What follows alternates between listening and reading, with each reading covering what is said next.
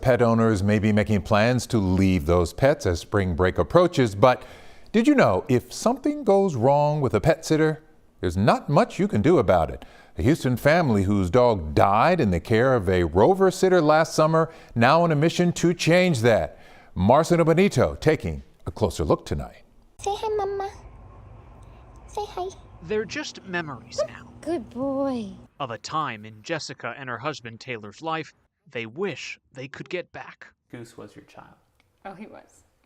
The tiny Brussels Griffon pup filled a huge hole in their lives. He changed our lives overnight.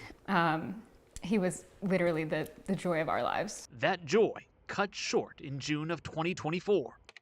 The couple turned to a pet sitter they'd used before off popular site Rover.com. Fantastic reviews on Rover, close to over 900 five-star reviews. That sounds almost impossible. They dropped Goose off on Thursday before heading out of town. This, the last photo they received from the sitter before they got the call.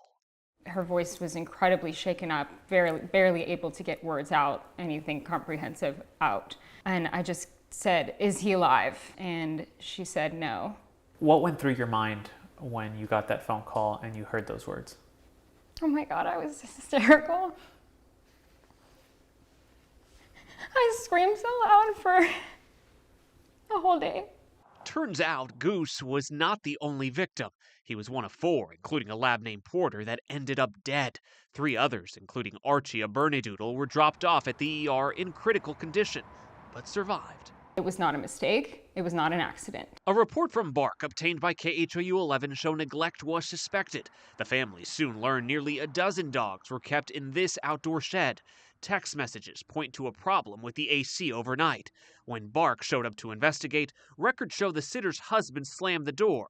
Bark left a citation. Running an illegal business from your home without a kennel license, that is a decision of neglect.